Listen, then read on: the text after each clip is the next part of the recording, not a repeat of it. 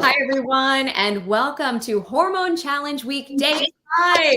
We've Hi. been all week long. And today we are talking all about food. What foods and medical foods can you eat to help you balance your hormones? Yes. And not just to balance your hormones, to turbocharge your hormones. So, well, we're not just going to talk food today. We're going to be getting down, like you said, we're going to be talking about food. And we're going to talk about food with one of my favorite people. And this is going to be Allie, our functional nutritionist. I can't wait for you guys to meet her and for us to nosh all about food. Here we go.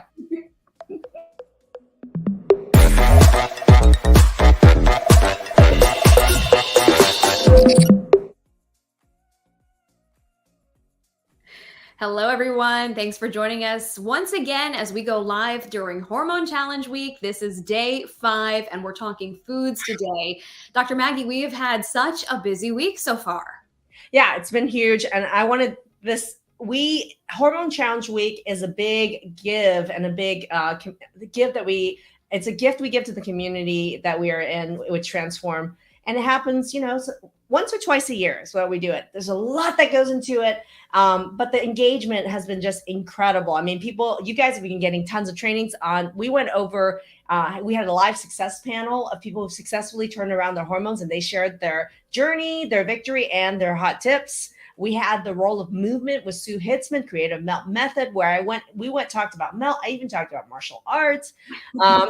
We went yesterday. If you guys missed yesterday, we talked about the biggest burning medical questions around how to balance your hormones. And I went deep dive into how to test hormones and answered like a really common question, which is, why is it so dang hard to find a doctor to test your hormones who understands anything about it? And we also went to what's a comprehensive approach to balancing your hormones. And we went to some details about my hormone masterclass. And as a reminder, during this week of Hormone Challenge Week, we have a really special bonus when you enroll in my hormone masterclass, which is to work directly with me on balancing your hormones. So check your emails because the bonus is in all your emails. We've sent it out to our entire email list.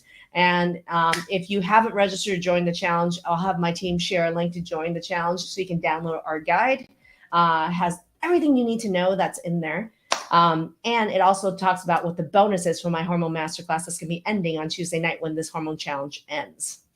And you really have gone into a lot of time and effort to answer some of these questions. There was a lot of questions that came in yesterday, as you mentioned, and we're doing a Q&A also today. You'll be able to talk to Dr. Maggie, ask Dr. Maggie questions. And as she mentioned, we will have our beloved functional nutritionist joining us as well for the first half of this live. And we're going to introduce her here in just a moment. So you will have a chance to talk with our functional nutritionist, who we will reveal. If you haven't met her yet, you're going to love her. Before we do that, you guys have already pre-submitted and we are preloaded with a lot of questions people have already asked. And so what I want to tell you guys is there is a prize drawing happening on Monday, and here's how you enter. For every question that you ask in our live, every comment that you post under our live today, Saturday, and Sunday, you are going to be entered in. We're doing a drawing for Pro Collagen WB, talking about medical food. Pro Collagen WB is going to be, we're going to be drawing 4 of those on Monday. And you can enter right now by entering comments in the comment section. If you have a question around food and hormones, put it in the chat right now. If you have any questions about what medical foods are and like how to use collagen, even Manuka honey, any of those questions, go ahead and put it in chat. We're going to be blowing through these questions. Okay. And you had promised you are definitely going to focus on Pro Collagen today because people were asking you to talk about it yesterday. So we will get to it as promised. Gotcha. So without further ado, should we introduce our functional nutritionist? Oh, you in. Here she is. You know her, you love her. If you don't know her, you will love her. This is the functional nutritionist, Allison Saman. Allison, thank you so much for joining us today. I'm thrilled to be here. Thank you, ladies. Can you all the way from Jersey to LA and in LA now? Yeah. Allie, tell us a little bit about your background, just briefly. Yeah, well, so before I was a nutritionist, I was the antithesis of that. I was a junk food junkie. I should say sugar junkie. I struggled with unexplained chronic pain for over 10 years. and hormone imbalance that I didn't know was a thing because I wasn't told that I had hormone imbalance, just that I needed this pill, the pill, in order to just have normal body function. And they never said that was just that my body was messed up and this will help make it normal. So I didn't realize that I had hormonal imbalance. I had migraines, I had digestive issues, I was constipated a lot. But again, I thought that was normal because who wants to be pooping, right? So it's embarrassing. Then I thought, no, now every day I talk about poop and pee and gas. But So much. so much. But at the time, you don't want to have to go at work and it's embarrassing. You don't want people to know, the guy you're dating, you don't want them to know that you poop. So that was the mentality I was in for a long time. And I was also very sick, chronically ill. And it took a really long time to unpack all of these things. And I was on this journey of healing. And it eventually led me to this crazy newfangled concept that I think you guys have known about because I talk about it all the time: nutrition. And it completely changed my life. And no doctor ever talked to me about what I was eating. And that's part of the reason why I love Maggie so much. When I met her, it's like, she gets it. She not only knows all of these things, she's teaching everybody. I lived it. Out. She lived it too. Yeah. And to how to figure it out, but like a really systematic, concise way. So you're not just throwing spaghetti at the wall for 10 years like I did. I eventually figured it out. But that's why I'm so glad to be here and serving the Transform community, because you'll get it. And if you don't yet, you will get it once you're in. And that's what I love about both of you. You have this experience, this real life lived experience. You dealt with issues yourself. You struggled for years, in some cases, probably for both of you, to get to where you are now. And now you have that knowledge and you're able to pass it along in succinct fashion to all of us so that we can benefit and not have to struggle for as long like you did. So thank you so much, Allie, for being with us. And Maggie, what did you want to add? I want to add that look, I love all the wonderful coaches and teachers that are in our program that support our clients. But one of the things that Allie and I share and people work with is people have had a hell of a lot of food trauma. And Allie and I love food.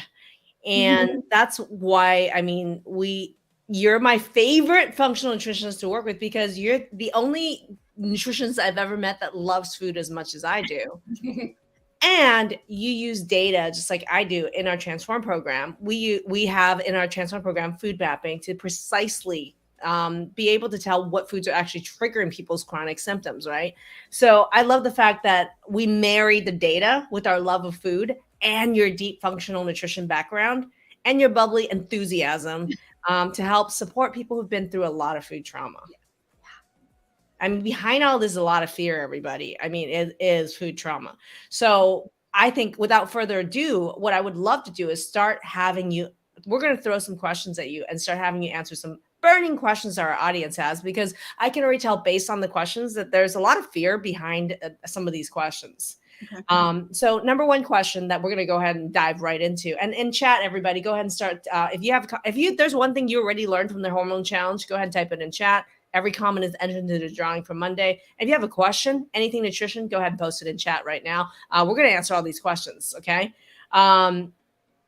All right, let's get started then. We've got some pre-submitted questions, and then we'll be taking your questions as mentioned live in the chat. Okay. So Dawn asked this question, and I'm curious because this impacts me as a vegan. She wants to know, with a vegan diet, what are some of the biggest pitfalls that work against you with hormone balancing?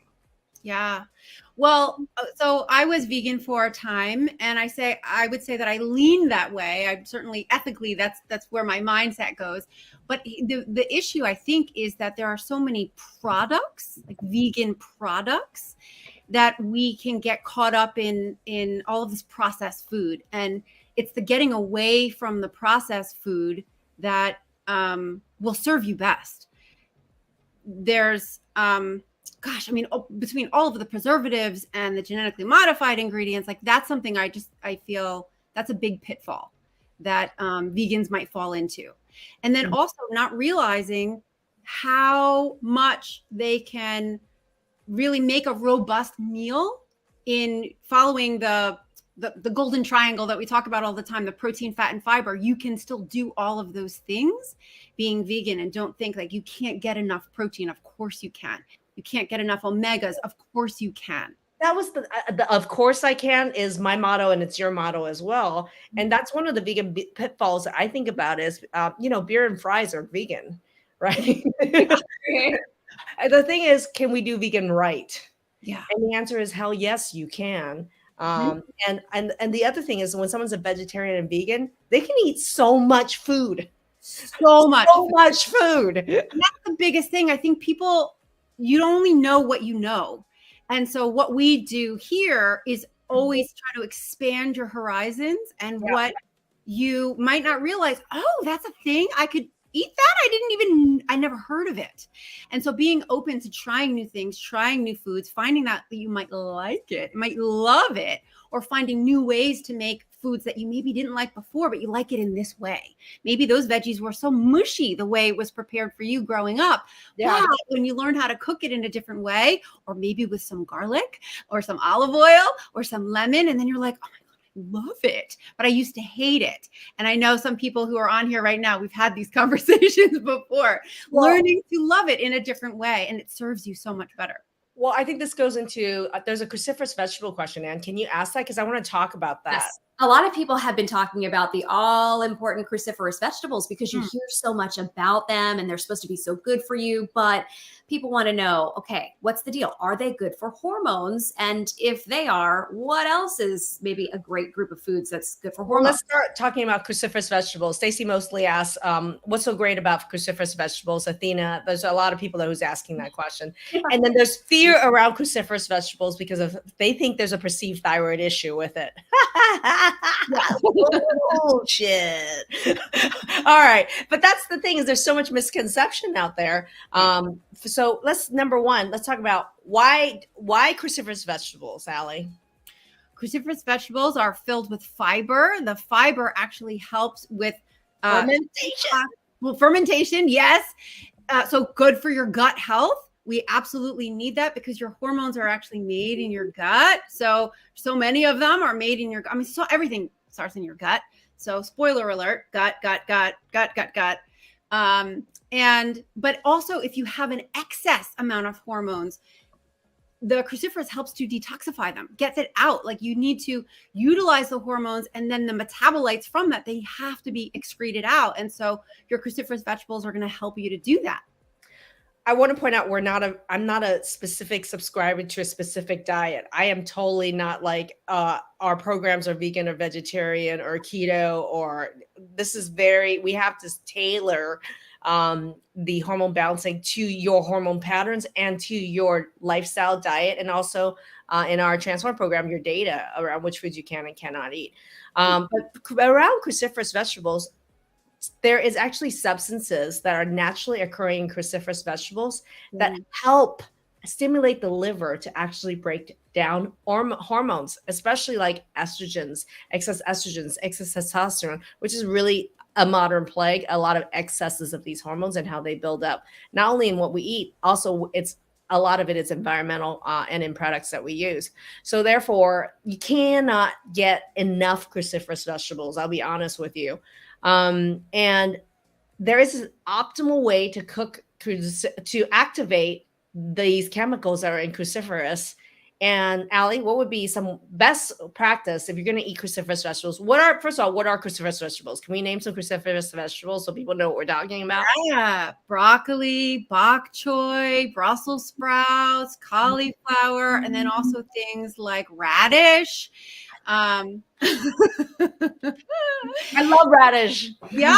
And you know what? I only recently learned, like in the past year, that you can grill radish. You can make that. I roast them. Yes, roasted radish. I love roasted radish in my salads. Yes. And so a lot of these things, when you cook them, so I like to saute, but you can also roast them. I also make tray bakes.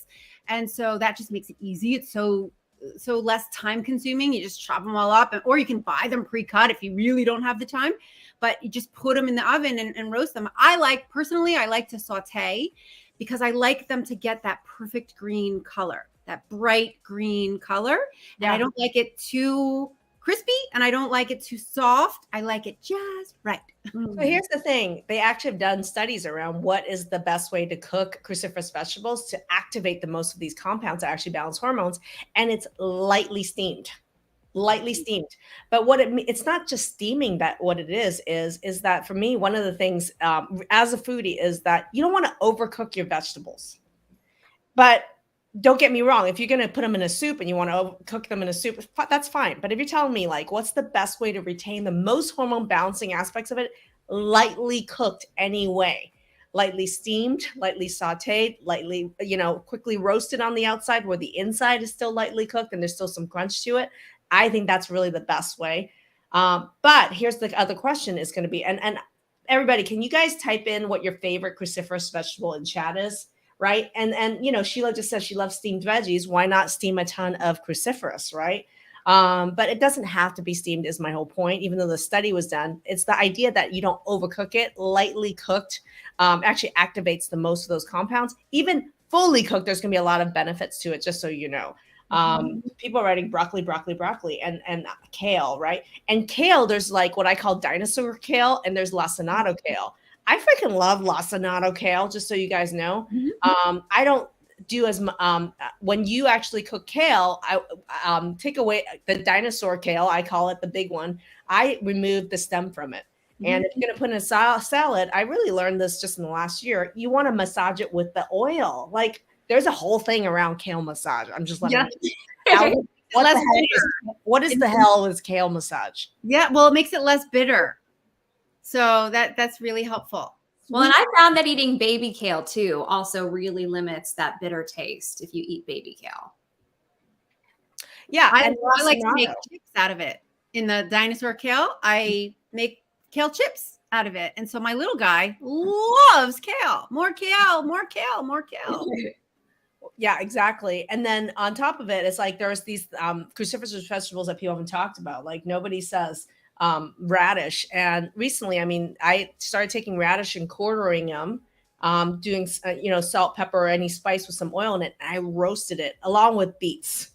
And I roasted them and then I threw them into salad. And oh my God, I was like, man, if salad tastes, I'm not a lover of salad, but I have become a lover of salad because I realized that you can roast vegetables and then put it into your salad also. So there's like variety. So it's not just like there's raw, everything's raw. It's like you can add in roasted vegetables, steamed vegetables, and put it straight into it, right? Absolutely. Anything goes. Anything goes. Addressing the bitterness of cruciferous, did you guys know, and I recently read an article, and it's true, is that what happened is the Brussels sprouts that we knew as a kid and how it got a bad rap. You guys I don't know how many of you guys how many of you guys read Franklin books, the turtle book with your kids, right? And Franklin hated Brussels sprouts. And there were actual stories in there where he would store the Brussels sprouts and put it under his bed. And so that his mom wouldn't know he didn't eat his Brussels sprouts. And the Brussels sprouts have gotten a really bad rap. And the reason is it used to be actually a lot more bitter than the Brussels sprouts we eat today. It was around the 80s and the 90s that I believe it was a Swedish or Danish scientist decided to take, he isolated the chemical in cruciferous vegetables, the actual biological chemical that increases bitterness. And he decided to test certain strains of Brussels sprouts that had less of that bitter chemical and then develop those strains for mass agriculture for us to actually grow and eat Brussels sprouts. So currently the Brussels sprouts we have today, it's come a long way, baby. It actually has way less bitterness than the days of when Franklin, the book was written. And Gayla says, I love Brussels sprouts, right? They're like popping up in all of the trendy restaurants too, as the appetizers. Like, oh, here's Brussels sprouts on the menu. So yes, that is interesting background information about why they're so popular and delicious now. Well, here's the other thing. Oh my God, Holly, you're my girl. I love this. She says, I love radish kimchi. That's the other thing is, why not eat some of these cruciferous vegetables fermented? So kimchi is Asian cabbage, the big cabbage, fermented And kimchi to me is the number one most important shocking food to balance your hormone is kimchi, which that is my number one because I freaking love kimchi. But a lot of people are like, oh, I can't do the spice and all this stuff. And it's like, it's actually really easy to make your own and it doesn't have to be spicy. And right, keep going. I was just gonna say, or sauerkraut. So that you don't have to have the spiciness. And there is, I'm going to shout out a company called Olive My Pickle. Not affiliate whatsoever. I freaking love that company. Is what they do is they don't pickle, they ferment. So they actually have fermented olives. They have fermented sauerkraut. My favorite thing from them is this purple cabbage sauerkraut with ginger. So it's cabbage with ginger sauerkraut. I put that thing on everything because it's so freaking delicious. I throw in my salads, in my soups, in my bowls. I mean, in my, when I make a taco, I'll throw it in there. And I just don't think people realize how much fermented vegetables are delicious. And she mentioned fermented radish. I love fermented radish. It's so delicious. You can tell I'm a little enthusiastic about food. Well, also what I like about those things, because as somebody who loves food, and I have traditionally been or historically been a stress eater, and now I've up-leveled all the things that I stress eat with. And so sauerkraut for me is something like, oh, so good. It's so good. And so if you have to stress eat, I'm doing things like blueberries. Oh, shovel it, or sauerkraut. So these are things that are actually not hurting you. They're filled with fiber and you can't actually overeat them because you're like, oh, okay, I'm done. Back to my normal headspace. Well, and Sheila said, I've canned my own sauerkraut for the last 2 years. Like one of the fun things is get out of your box and learn how to ferment and start small. Like ferment something really simple. There is a kimchi recipe I've used for years, and his name is Dr. Kim, and it's Dr. Kim's kimchi recipe is my favorite, and that's the recipe I've used. And it's not hard. When I first did it, I was like, this wasn't that hard at all, right? It just sits. You have to let it just sit. So you basically do like 20 minutes of work, and then you let it sit, and it does the job. All the microbes does the job for you. Yeah. Well, while we're talking about fermentation, let's just bring this question in. This person wants to know, what if you're dealing with some infection? What if you've got candida at play? Is fermentation still good? This is a group of questions around just the whole idea that fermented foods could be higher in histamine. And there's a lot of questions. I know who was it that asked? E. Kiesling Rumpf asked, can I eat high histamine foods and how do they impact my hormones? And I have a really big beef with how people will find a lot of stuff around how we haven't gotten into goitrous vegetables and thyroid. We should get back to that one. But like these people will say, like, because some people have histamine problems, which is not most people, right? Mm-hmm. Then the people that have histamine problems, they're avoiding high histamine foods, right? And they should if they truly have that problem, which isn't everybody or most people we're talking to right now. But yet then it goes into public consciousness for some reason that high histamine foods are bad. And then everybody, even if they don't have any issue with histamine, sitting here like, I'm avoiding now another category of foods. Let's avoid another 90 foods that are high histamine. And I don't even have to. And It's my beef against these freaking elimination diets that absolutely applies to, in a low histamine diet, for example, applies to people who truly have a histamine problem, which is not the majority of people and doesn't even really belong in this conversation about hormone balancing. But yet that's dominating the chat right now because it's what I call a rabbit hole. Some people do have a histamine problem, but most people don't.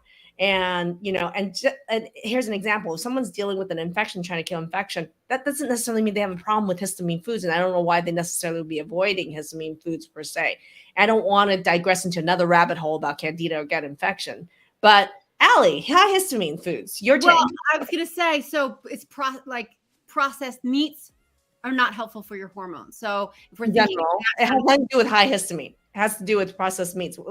Well, but that also they're higher in histamine. So, to cross that out, but you don't want to be having them anyway, period, let alone if you're trying to support your hormones and having hormone balance. So that's not going to be helpful for you. My point is that all of you guys watching out there, you do not have to avoid high histamine Right. foods unless you have that diagnosis of mast cell activation or histamine intolerance. You know, Whole foods we're talking about, real food. Okay, and now let's get back to this question because you kind of mentioned it when we were talking about cruciferous vegetables and thyroid and whatnot. Because Shannon and Athena and a lot of people wanted to know: is it really true? Like cauliflower, broccoli, can they harm your thyroid? Should you be avoiding those kinds of foods? No. right there, all these people are like, "Oh my God, what about this food? Is this food is bad for this autoimmune disease or not?" I call bullshit on this. This is really freaking annoying, and it's not scientifically accurate, and it's just literally urban legends that are going around. So there's an idea that cruciferous vegetables, quote unquote, are goitrogenic, meaning they make goiters in your thyroid. This is on the whole not true. And there was one case that this urban legend was based on. It was a woman in China who juiced 2 pounds of bok choy, which is a cruciferous vegetable, every single day. And after about 2 years or more, she had a goiter on her thyroid. And that's the root of this urban legend that you should, if you have a thyroid problem, you should avoid all these cruciferous vegetables, or that these vegetables are potentially goiterogenic. It is really hard to get a goiter on your thyroid from eating like anything. I'm just telling you that. That's not how actually goiters are formed, just so you guys know. Yeah, that is a lot of freaking bok choy.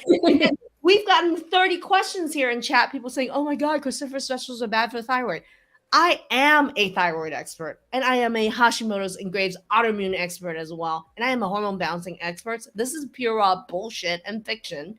And you absolutely, with any of these thyroid problems, should eat, believe it or not, a shit ton of cruciferous vegetables, because your other hormones are jacked up too. And you really need these cruciferous vegetables, because if you have a thyroid problem, your other ovarian and adrenal hormones, I guarantee you, suck anyway. So you actually even need more cruciferous vegetables to help you balance hormones.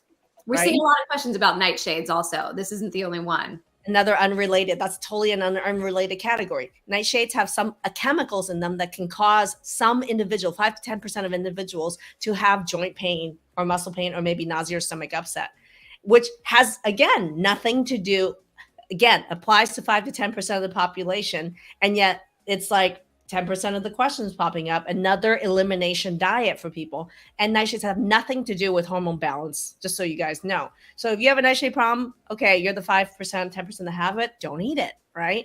But again, the vast majority of us don't have any problems with it. Eat vegetables. I don't care if they're nightshades, cruciferous, whatever, eat them, right? And so that's the Blair's talking about this, and it's the clarification. These are the fine piece clarification that's based on science, based on my experience, based on someone who's also a autoimmune, thyroid, and hormone expert and a foodie. And I've worked for decades with people with these problems, and that's the reality. So that makes food fun again. It like releases you, like, Blair, let's release you, go eat, go have fun, enjoy your food. Now let's explore recipes, right? Like that. Exactly. Yeah, you're like an old Jewish mother. Eat, mommy, eat. Man, and eat it deliciously. Allie has about 4 more minutes, so let's have one more question for Allie. Okay, well, let's talk about stomach acid. Yeah. Anna says, what is the best way, essentially, to naturally, through diet, improve stomach acid? And this is a smart question to begin with, because it's based on the understanding that we need to increase and improve our stomach acid. So way to go, Anna. Yes, Anna. So many people are low in stomach acid, and it impacts your ability to absorb the nutrients in your food. And so you can be like, I'm eating so well. I eat the healthiest diet. I eat salads all the time. I'm eating all the vegetables you said. But if you can't break down the nutrients in that food and then absorb them, you're not getting the benefits of all that food. And so that's one of the things that we work on and emphasize. And so some of the things that you can do, it can be so easy. Yes, of course, there are supplements you can bring in, but even easier, you can start your day with room temperature lemon water. Put lemon in your water. Drink it. Or apple cider vinegar, or a combination of both, because some people don't like apple cider vinegar. Some people love apple cider vinegar. but it really helps your stomach to secrete the gastric acids. That's what you need. And you can do that in the morning. I love it first thing in the morning, but then you can also do it before your meals. Get things going.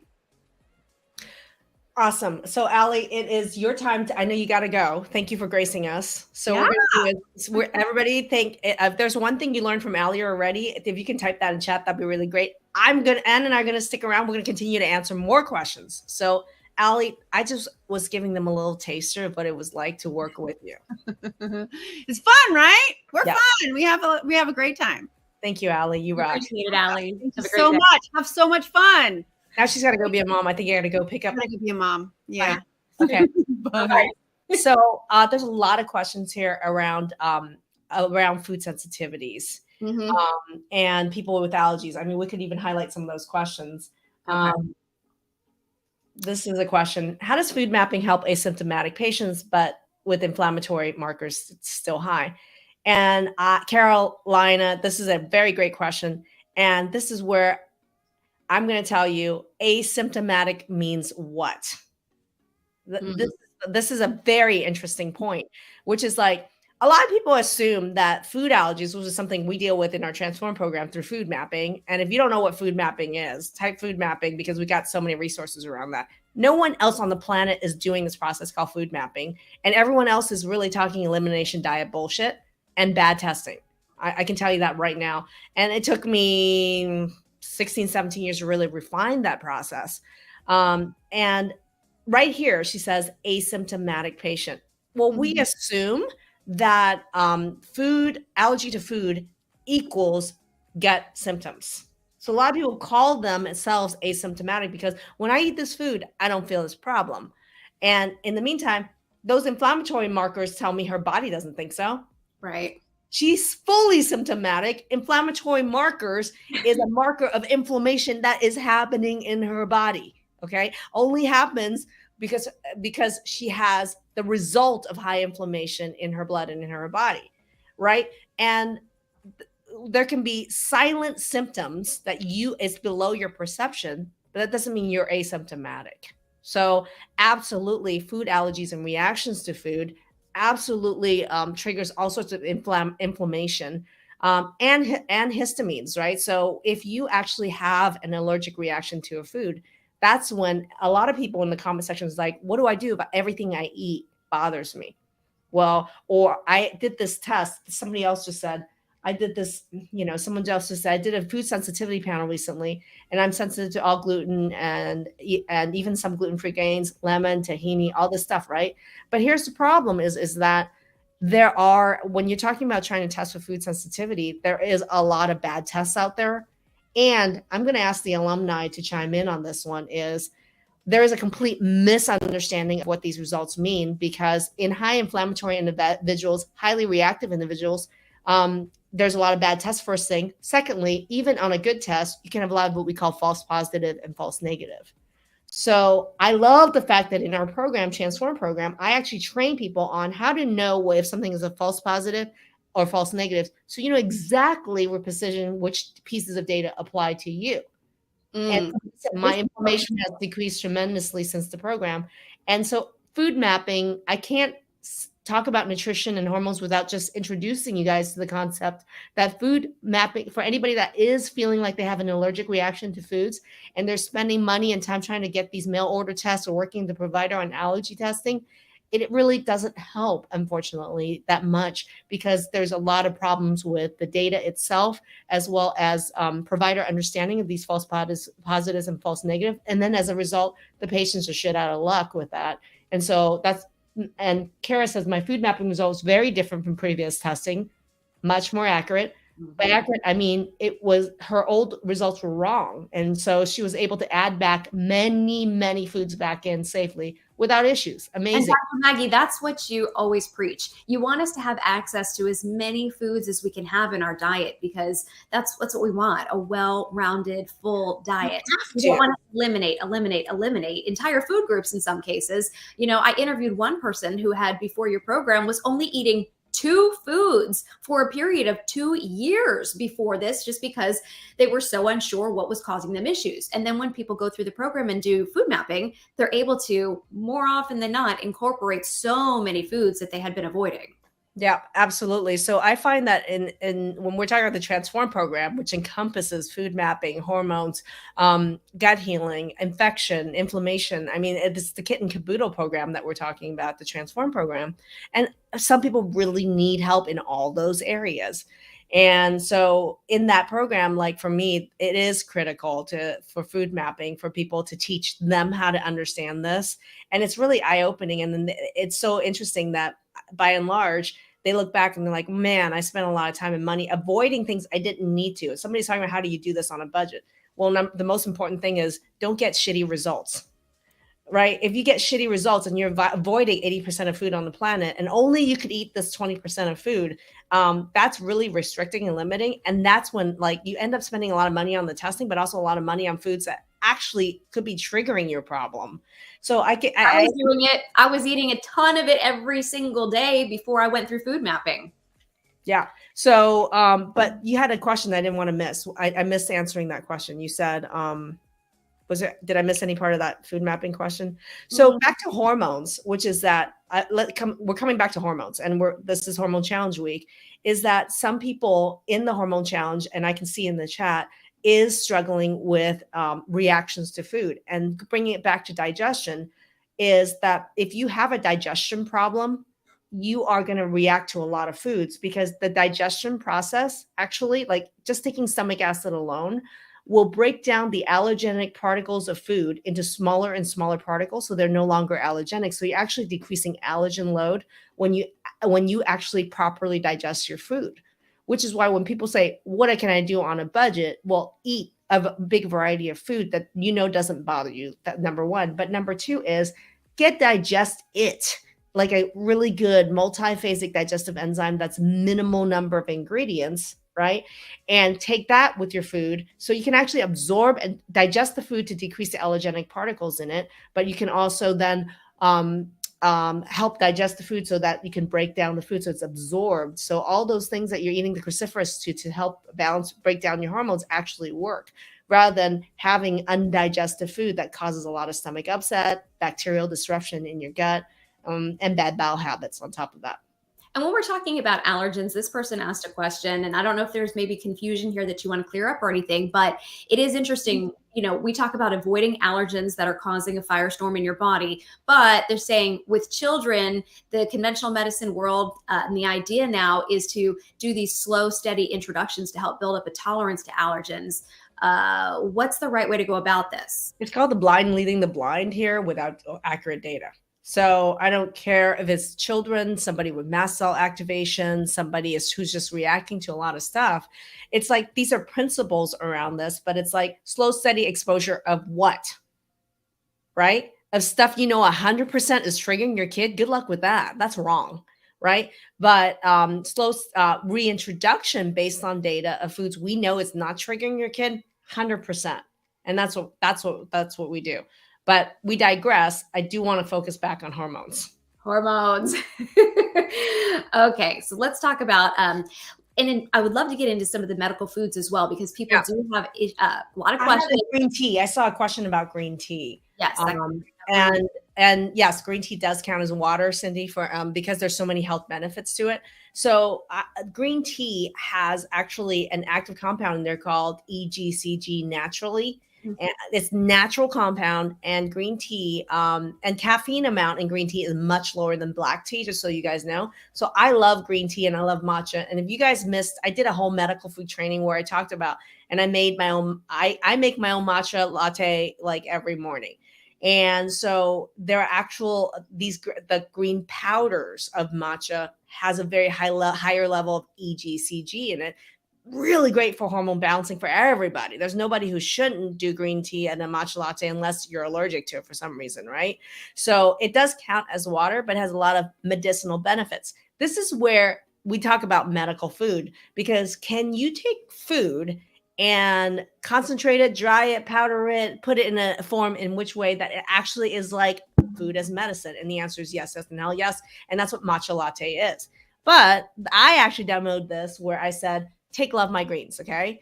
Love My Greens, it has all the, not just the greens, but I should say Love My Rainbow because it has the blues, the reds, the orange in it. These are all the what we call active phytonutrient compounds that not only help balance your hormones, they actually feed the microbes in your gut so they ferment more to break down hormones. And they actually have anti-inflammatory effects and all this. So what I do with my matcha latte is I'll do my, about half a teaspoon to a teaspoon of matcha, depending on the size of matcha latte I'm making. But I also throw in about half a teaspoon to 1 teaspoon of Love My Greens, and I make a matcha latte that is like turbocharged medical food to balance your hormones, and it's anti-inflammatory, right? So why not make our food turbocharged by adding medical food to it? So I use Love My Greens in making my matcha latte, and it's like this really fresh green flavor with the matcha, so it complements it really well. But I've had Doris, other people were commenting on how they use it. If you use Love My Greens, I would love for you guys to type in chat how you use it and have it incorporated into your diet. One thing I did is when I would make spaghetti, let's say for the kids or for a lot of people, I would actually throw this in there into the sauce. They didn't even know, but not only did they get tomato as a vegetable, but they got all these greens in their spaghetti, right? So I used Love My Greens in there into my spaghetti sauce. It's also really great to throw in soups. So, let's say you have a lentil soup. It's already a dark brown bean soup. Okay. Why not put a bunch of vegetables in there or puree vegetables and stick it in there? And you could add Love My Greens in there. And someone, Gayla just said collagen. And that's that other sneaky thing. We're talking about a lot about how to balance fat, protein, and fiber, right? And we're talking how do you get like turbocharged medical food when we are thinking about protein, right? So I think someone just said, Love My Greens and collagen. So in addition to my matcha tea being double duty, it's giving me the matcha, giving me the Love My Greens, all the phytonutrients in there, I throw the collagen right in there. So then it actually could be breakfast. It actually could be breakfast because it's got the protein in there. It's got the fiber in there. And then how do you juice up the fat in there? Fat, protein, fiber is instead of just coconut milk, you can use 50% coconut cream and coconut milk. Oh my God. That is a turbocharged medical food and real food breakfast in a cup. That's like, I love myself. Yeah, Kara said this, using Love My Greens really helped her as she was getting her way into more and more veggies, because maybe you're not always a fan, maybe you're like her and you don't love to eat them. So incorporating it into your smoothies, into your sauces, she says she's tricking herself. Well, it's also like tricking, that's why I think medical food is really cool, is because it's so concentrated. You don't have to use a lot, right? You don't have to eat 2 pounds of cruciferous or vegetables every day. If you want to eat a bunch of it incorporated into it is great. But if you feel like you're a little under on it, you could throw this in your smoothies really easily. You could throw it in your matcha latte. And then Lisa Page, another alumni, says, I love that collagen. My nails grow like crazy. So that's the other thing, is there's a lot of misunderstanding around collagen. So Pro Collagen WB is number 1, 2. It's one of our best selling and most rebought products, and it's because of results. When you're thinking about collagen, not all collagen is created the same, because I think it's really important to think about medical grade collagen. So that has different types of collagen that is absorbed really well, so that it helps with different processes.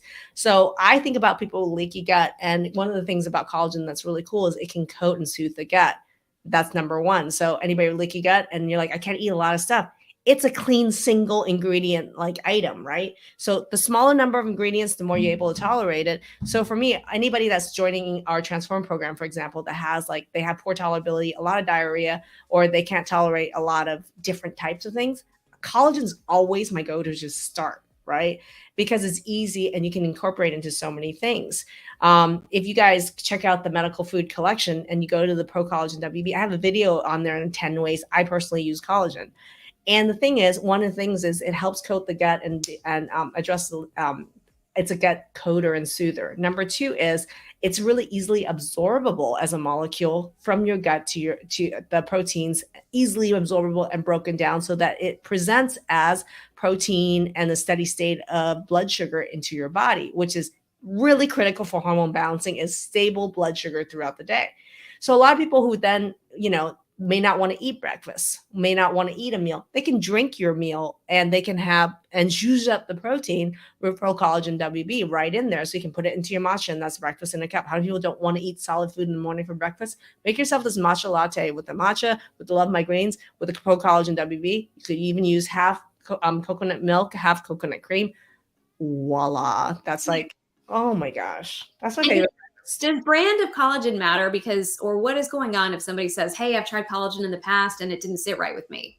But a lot of people say that about certain things. So I like to look at single ingredient, high medical grade, high absorbability is really important, right? But the other thing is a lot of people will say, oh, this bothers my stomach, this bothers my stomach, this bothers my stomach. And they blame it on the product or the collagen, when in reality, they might have an underlying digestion problem. Mm-hmm. And I bet you for this person, it may not be just collagen that is bothering this person, but like probably she could list 20, 30 things, or he could list 20, 30 things. And sometimes that's a food allergy, but oftentimes it's also a digestion problem, right?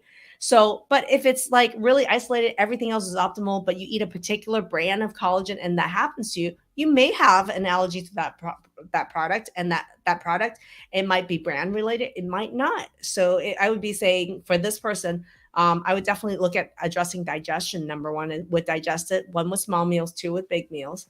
And collagen is a lot of protein. So if you have a protein digestion problem, that could be a big hit, and it could be sitting in your stomach for a long time. That's why addressing digestion first, rather than blaming the food, is going to be really critical.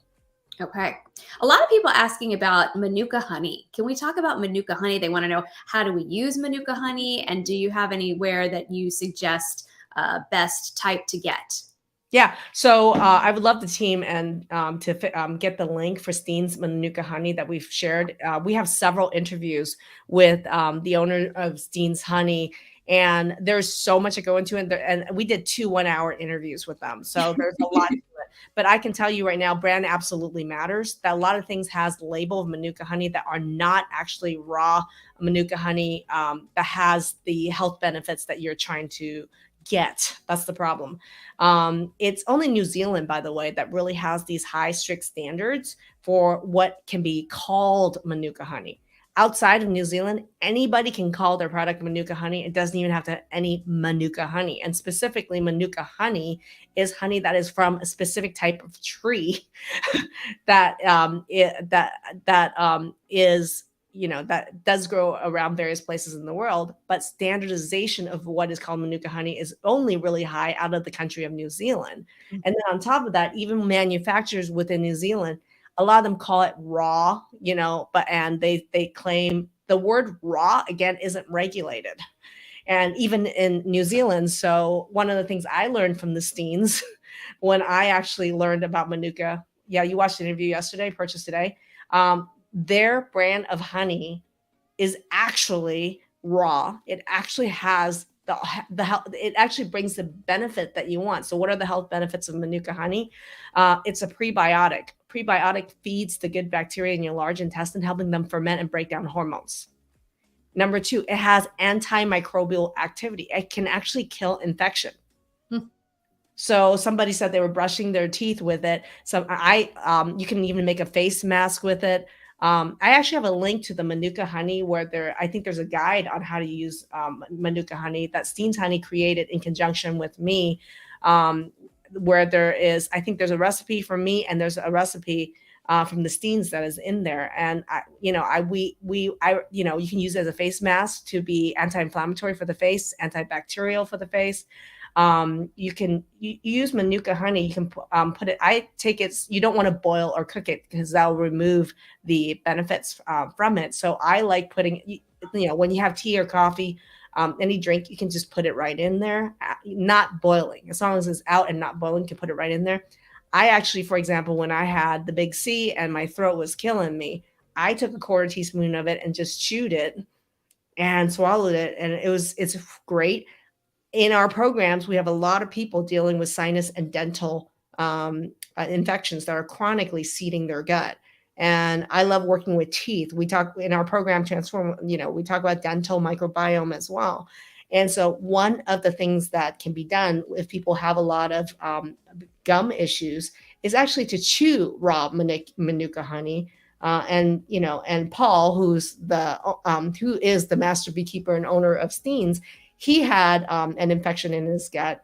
I don't remember, it was SIBO H. pylori, and he actually chewed the Steen's honey a quarter teaspoon a couple times a day as part of the regime to help clear the infection. So I love Manuka honey as a food, and you use it like you do honey. I don't use it to bake because if you're going to bake, I would use a different kind of honey or the lower grade. When you start getting these numbers where the UMF or the MGO numbers are really high, which means the amount of antimicrobial activity is higher and higher, it gets more expensive. But it works better. So there's like medical grade Manuka honey. So the higher that MGO number is, the higher the UMF number is, the more antimicrobial it is, the more expensive it is, but the more effective it is. Mm-hmm. So think about it that way. Yeah. And this person even said, used it to clear up her daughter's acne as a face mask when nothing else worked. Exactly. So that's why I ended up inviting the Steens to do an interview with me. There's 2 interviews that I've done with it. If you're interested in learning more about it, I can have Tara from our team or Marie from our team. We could revive those interviews in the Facebook group so you guys can watch it over the weekend. Watch the Manuka honey interviews I did with them and learn. My point is I want to bring you tons and tons of ways to learn more and more about this. So it's a deeper topic. And I will tell you that most of the Manuka honey that you get are not actually even real Manuka honey, and may not have, just like the whole maple syrup they actually have shown, by the way, most of the honeys that's being sold in the United States isn't even all 100% honey. Mm-hmm. Not even talking Manuka, just talking honey. It's not even honey. Wow. FYI, right? Okay. All right. Well, let's move on and talk about zinc. Is zinc important? And herbs. If you want to talk about that, if you want to address that, herbs and how they're important. Let's pull out the question on zinc first. Okay. Zinc. I can tell you what is one of the highest foods. It might be surprise you. Does anyone have a guess on what is one food that actually has a really high level of naturally for zinc? Somebody's going to be Googling this and putting it in. Yeah. But give us a clue. Is it a vegetable? Is it an animal product? No, it's from the ocean. Algae? It's actually oysters. This is where oysters got the reputation for being an aphrodisiac. Oysters are not actually an aphrodisiac. That's another myth I'm going to bust today. I love them. Who knew that? See, you guys, if you're on Facebook and you give permission, it is oysters. How do you guys know this? This is great. So this is how actually originally oysters got framed as being an aphrodisiac, because high levels of zinc is really helpful for hormone balancing, just so you guys know, which is why when you look at our Simply the Essentials has a good amount of zinc in there. When you look at, for example, like Nourisher, right? We have a protein powder that's for hormone balancing. It's called Nourisher. There are all these cofactors and minerals that are needed to make hormones and to break down hormones, and zinc is one of them. Oysters naturally have a really high level of zinc, and that's how it got a rap for being a good rap for being an aphrodisiac. But when you eat oysters, they actually have a very high natural amount of zinc. One of the highest, just so you guys know. And I'm sure you can Google other foods for zinc as well. But I think it's important also that's why in supplements, when I think about supplementation, a lot of my formulas for hormone balancing contains some zinc in it. That is what allows some of these other cofactors to work. And so they're wanting to know, how often should you consume that? Again, this is food. If you don't look at like I'm eating 1 oyster a day for zinc. I mean, that's again, it's like food. Eat food. Like enjoy. People want to look at food as as some sort of like spreadsheet. Like how many of these should I eat today and that day and that day and that. And I want people to like, man, if you love oysters and you want to go and binge and have like an oyster weekend, go for it. Get on it. Have fun. If you own an oyster farm and you want to eat it every day and you want to eat like half a dozen every day, enjoy it. Eat it and enjoy it, because not only is oysters high in zinc, it's also really high in omega-3s. Okay. Which is why I love salmon. I mean, that's another. If I had to put another top food I freaking love for balancing hormones, it's salmon. And fish that's really high in omega-3s.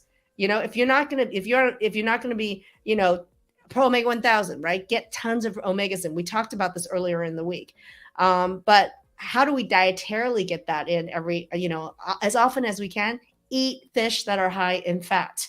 So salmon is a great example of that, really high in fat. And so a lot of people who are vegetarian, vegan, they are flexitarian in terms of the fact that they are pescatarians. They'll make room for fish.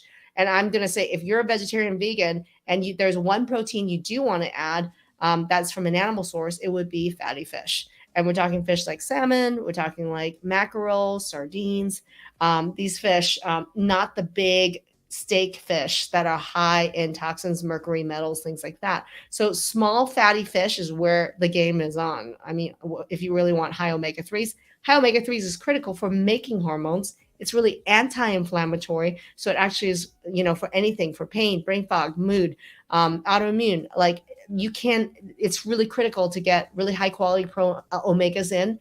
And in the case of Pro Omega 1000, makes it easy to remember because each capsule is 1000, which is really high dose. And the dosing for anti-inflammatory and hormone balancing is 3000 milligrams a day, which is 3 a day, just so you guys know. Okay. Now, did you want to talk about herbs? This person wanted to know.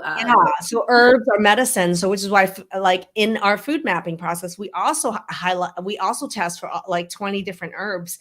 And why is because for me, like herbs are really critical to make food delicious and fun, right? So I freaking love herbs. And I can't wait to move to a house where I can, and that's coming in 2 months, where I can grow my own herbs again. Have your own herb garden, everybody. And the reason is because herbs have medicinal benefits. So when you, for example, when you look at like ginger, like I look at herbs and spices, like ginger as a root, oh my God, has so much health benefits in hormone balancing because it really activates your liver. So one mechanism of ginger is that it really triggers your liver to like, hey, get up and start detoxifying, start working. So there's nothing better in the morning than, let's say, lemon and ginger water. And then if you're like, I can't eat breakfast, throw a scoop of collagen in there and drink it. Lukewarm, hot, or cold, right? That's have to be fresh ginger, or what kind of ginger do we get it in? Just get it in. Like if you have fresh ginger, great. When I make like tea in the morning, it's like I take a bunch of the ginger and you could just even put a slice and put it right in. When you put the fresh hot water in there, it's there, right? If you're one of those people that's like me, where you leave a big old thing of a hydro flask of water next to your bed, I just put a couple slices of ginger right in there and a slice of organic lemon right in there, like a quarter of it, and I just put it closed, put it next to my bed. First thing in the morning, I got it going on. It's been seeping in that all day. Like there are huge medicinal benefits to herbs and spices, even cayenne pepper. Okay. I'm just going to run into cayenne pepper right now. A lot of people are like, I don't like spicy. Okay, fine. But if you do, cayenne pepper is really great because it is really pro-circulatory.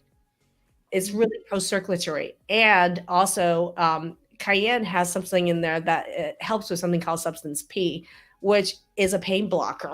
So, when you guys have hand arthritis and you go buy capsaicin, and capsaicin, the active ingredient is actually from pepper and cayenne pepper, and it actually will help with anti-pain. So believe it or not, I throw cayenne. So example, let's say you make a coffee, Darlene, I love that.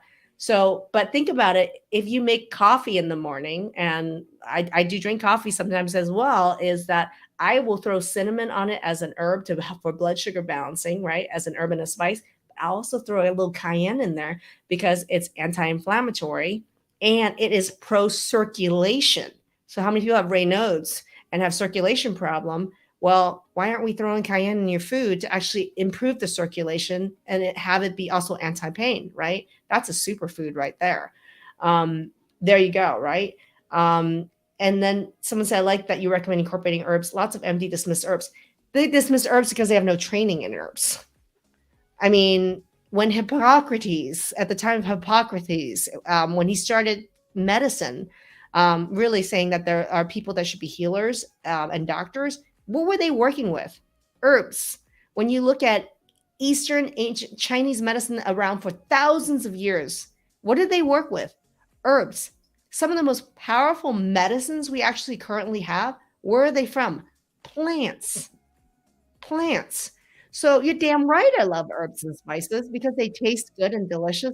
And you can think of it as healing your body. You're healing with your food and you're enjoying it. And experiment with herbs and spices that you didn't use before, right?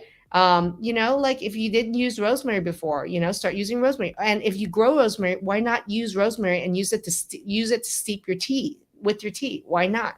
Right? So much, right? There you go. Well, we are coming up on being on for about an hour. Would you like to talk about things coming up, or would you like to keep going? There's already a lot. Sandy is talking about aloe, and I love aloe. Aloe is really gut soothing. There you go, punch right there. So I love aloe. So you can actually drink aloe juice as a shot, not aloe soda, everybody, like they do that they sell, but aloe juice. And specifically, if you're going to drink aloe to soothe your gut, it's very anti-inflammatory. You want to get the inner fillet juice. That's inner fillet, FYI. Next question. Is it more beneficial to eat sprouts than eating full-grown vegetable? So sprouts themselves is the turbocharged nuclear version of their adult vegetable. So if you eat radish sprouts, Brussels sprouts, broccoli sprouts, you're basically turbocharging. It's a concentrated form of all those substances that really are anti-aging, hormone balancing. That's why in here are sprouts. Get them in. Get as Powdered many sprouts in here, right? Why not turbocharge it? Another quick question is, what about bone broth and why is everyone taking it these days? Because bone broth is actually really gut soothing and healing, and it's a carrier for minerals and electrolytes that is really easily absorbable. So bone broth is really awesome. In our program, I'm a lover of the Instapot, and I make bone broth at least a couple times a month. Have tons of bags of it frozen in the freezer. And it's also like calcium too. Like a lot of people with absorption problems can't absorb calcium. Bone broth is a great way to get some calcium that's bioavailable into your system, right? So there we go. Okay. Someone said, can you digest it after you started finishing eating? Yes, just take it. Like, forget the rules, man. If you forgot it, fine. Take it before, during, or after your meal, because I've done that all. Yeah, I wondered that too. Just start eating and say, oh, I forgot it. Is it too late to take it? So well, and then you touch your throat. A lot of people have swallowing problems. We don't have just digested. We have digested chewable for people with swallowing problems or people with kids. Kids have the worst digestion problems on the planet, just so you guys know. So we have digested chewable. Again, one with small meals, two with big meals. For anybody who has swallowing problems or for someone that has kids. Okay. And then Lori Underwood said, if you had to pick one supplement or product to start with, what would that be? So I'm going to put a link to our hormone starter kit that has all my favorite starters, right? And it includes medical food, like it has Nourisher. Like if you're like, I need a protein powder that makes it super easy. Smoothies is my thing. Get this and just do like one scoop in your protein powder, in your protein shakes, and do it 3-4 times a week. You're already going to be not just drinking your smoothies, but you have blood sugar balancing, hormone balancing right there. It depends on the person. If someone says, I have insomnia, right? And I have blood sugar balancing problems. You know what? Eat a fat bomb every night or some fat and protein, but use the golden balance and make it with like 50-50 coconut cream and coconut milk at night. You want to tailor that. That's why, Lori, I don't think there's a one size fits all, the one perfect supplement for everybody. What's your problem, right? And then I have over here, like, I don't have Love Her right here next to me because it's downstairs because I'm taking it. So Love Her, and I showcase that for any hormone problem, whether you're a man, woman, or you're a teenager. Love Her is the universal hormone balancing supplement for every single pattern. So Love Her is in the starter bundle as well. If you're like, I want to take a capsule or something, I don't want medical food, Love Her 2 a day is good for any hormonal imbalance problem, FYI. And then if somebody's like, oh my gosh, I'm having problems with eating any food, but I want to be able to get one thing that's going to help me balance my hormones right now, I would say for collagen WB, single ingredient product. And even if you did this and you did it with water, or you threw it in soup or whatever it is that you can eat, a clean single ingredient medical grade medical food to help you get protein in your system and balance your blood sugar would be really ideal, right? And then for somebody who's like, I hate vegetables, Love My Greens would be a go-to product for me. If you hate vegetables, but you can get yourself a drink a matcha latte every morning, or you could get your one smoothie in, why not power charge that and throw this in there? So And then I went over the power foods.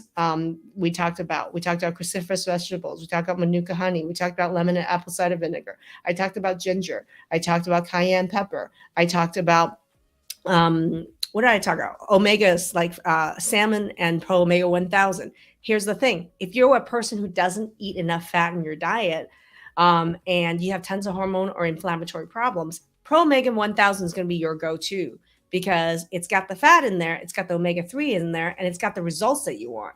So that would be Pro Omega 1000 would be the best one thing for you. And that would be 1 in the morning, 2 at night. So and then do we talk about Golden Balance at all? Yeah. And Golden Balance for me, like, okay, talk about a power punch right here. So for me, like, okay, maybe if you buy nothing else and you can only do one product, why would this be the one product? Many reasons. And the reason is Golden Balance has all the herbs that you need to help with balancing your hormones, balancing your blood sugar, and to activate your liver, which is what everybody needs before bed. Ooh, right? So what then it's like a 6-in-1.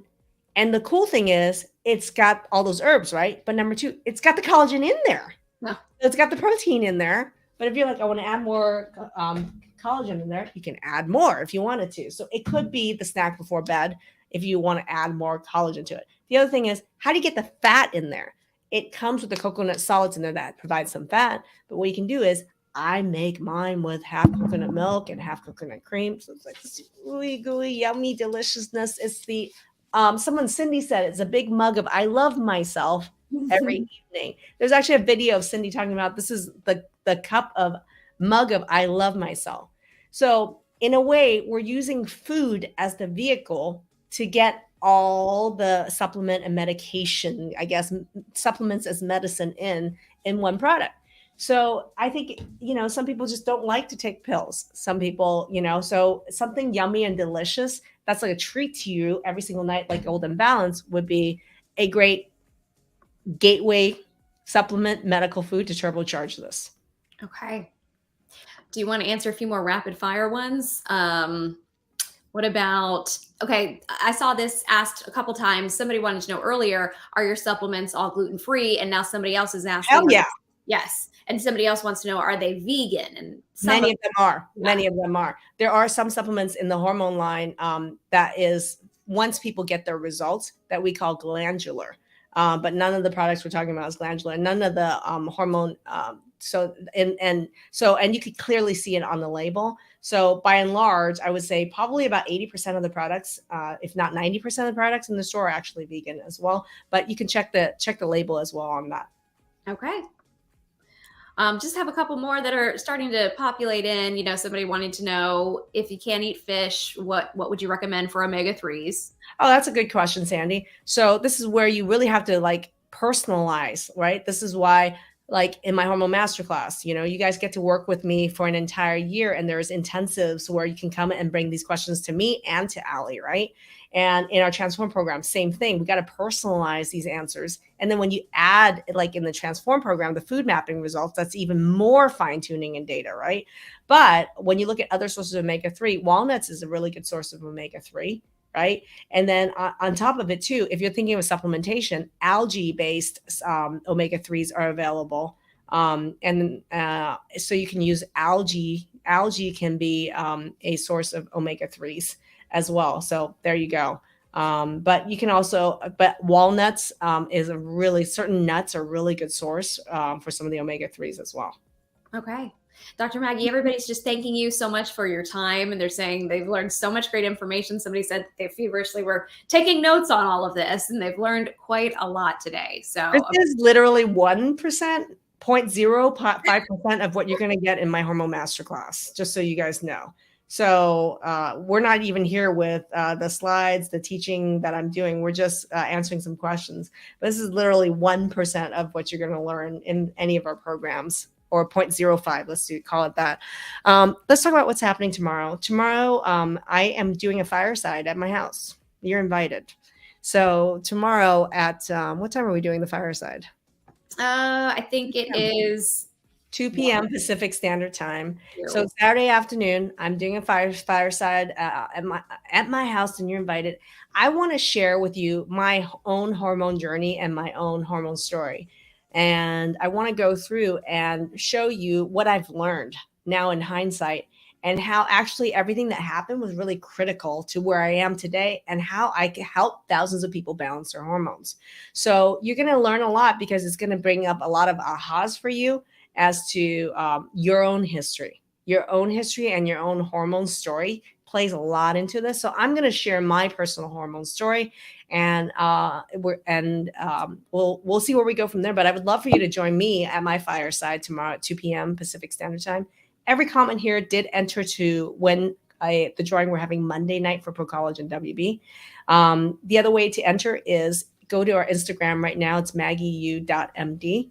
And go ahead and give us a follow. We'll put a link here for you to share our Instagram post. If you could share it in your social media, that'll be another way for you to enter into the drawing that's happening for Monday night. And then I'm going to see you guys for the fireside tomorrow, Saturday. Yeah. Who's hungry after all of this talk about food and supercharging your diet so that you can balance your hormones and help yourself heal? By the way, tomorrow I'll share what I learned about the color orange too with you. So there's so many layers as to why I love orange, and orange is the color for our Hormone Challenge Week. And thank you. Jennifer Marshall posted a photo of her wearing her Power Orange. Thank you. I'm loving all the Power Orange, whether it's clothes or lipstick that you guys have been posting in the community, in the Facebook group. Thank you so much. We've had a lot of fun with it. Dr. Maggie, thank you for another very informative night. Hormone Challenge Week, rounding out day 5. Bye, everybody.